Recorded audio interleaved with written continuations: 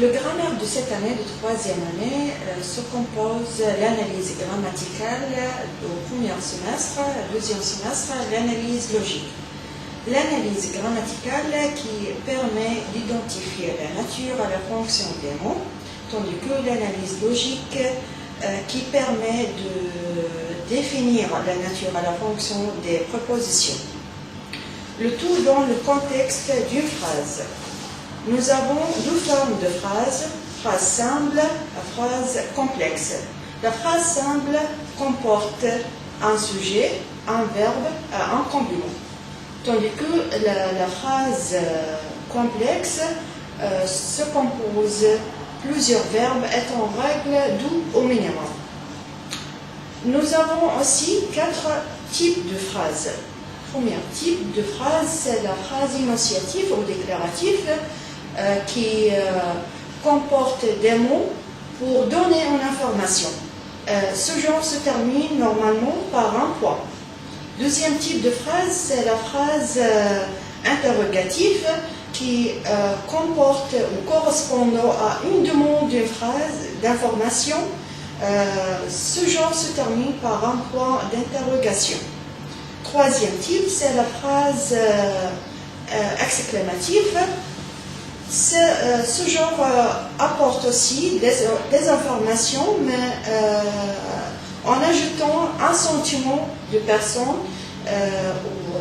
comme la satisfaction, de colère ou de joie. Ce genre se termine aussi par un point d'exclamation. Quatrième type de phrase, c'est la phrase impérative qui est employée pour exprimer un ordre, une demande ou encore un conseil. Ce genre se termine par un point. Nous avons aussi les sens opposés dans la phrase, soit une phrase positive à la forme affirmative, soit une phrase négative avec non. Donc, il faut savoir maintenant qu'est-ce que la nature d'un mot. La nature est son identité, c'est-à-dire la classe grammaticale à laquelle il appartient.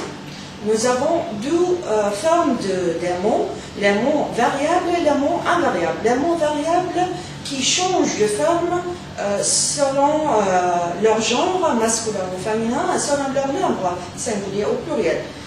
Nous avons par exemple les noms propres ou noms communs, les déterminants avec les articles définis et indéfinis, les déterminants possessifs ou démonstratifs, etc. Nous avons les adjectifs qualificatifs ou adjectifs non qualificatifs. Nous avons les pronoms possessifs, relatifs, démonstratifs, personnels. Nous avons les verbes conjugués ou à l'infinitif.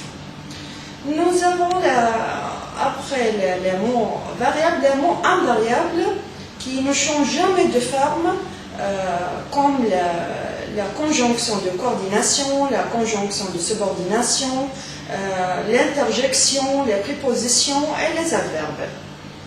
Maintenant, il faut savoir qu'est-ce que la fonction d'un mot. La fonction d'un mot est son métier, c'est-à-dire le rôle qu'il joue dans la phrase.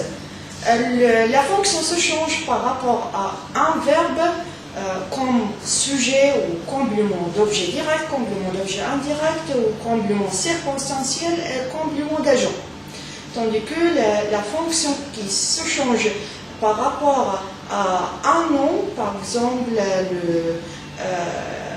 épithète ou apostrophe ou opposition, et les attributs du sujet et attributs du complément d'objet.